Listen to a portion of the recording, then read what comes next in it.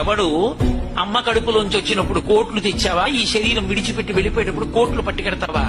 Alexander the world conqueror అనిపించుకున్నవాడు శరీరం విడిచిపెట్టే ముందు చెప్పుకున్నాడు, శవపేటికలోంచి 2 చేతులు ఇలా బయట పెట్టేసినవి పాతి పెట్టేసి బయట పైన బోర్డు పెట్టండి, Alexander the world conqueror who has conquered the entire world left this world without taking in a single naya paisa with him stretching his hands like this. ఇలా ఖాళీ చేతులతో వచ్చాడు, ఖాళీ చేతులతో వెళ్ళిపోయాడు. నువ్వు పట్టుకెళ్లేది ఏదైనా ఉంటే నీళ్లతో తడిపిన, బట్టతో తుడిచిన, ఎప్పుడూ చెరిగిపోని గీతలు గీసిన శిల్పి ఉన్నాడే పరమేశ్వరుడు.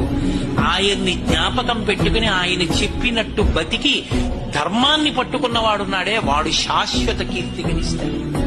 వాడు ఆ వంశంలో పుట్టిన కారణం చేత ఆ వంశం అంతా తరిస్తుంది. ఒక రఘుమహారాజు గారు పుట్టాడు, ఇక్ష్వాకు వంశం రఘువంశమైంది. ఒక్క రామచంద్రమూర్తి పుట్టారు, యుగాలు మారిపోయినా రామచంద్రమూర్తి నామం చెప్పుకుంటూనే ఉన్నాం.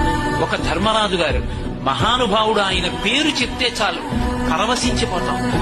ఎక్కడ ధర్మమో అక్కడ విజయము, ఎక్కడ ధర్మమో అక్కడ రక్షణ, ఎక్కడ ధర్మమునందు అనురక్తి లేదో, ఎక్కడ ధర్మము విడిచిపెట్టబడి కేవలము ధనమునకు మాత్రమే విశేష ప్రాధాన్యత ఇవ్వబడుతుందో అక్కడ కేవలము పతనము తప్ప ఉన్నతి అన్న మాట అన్వయము కాదు.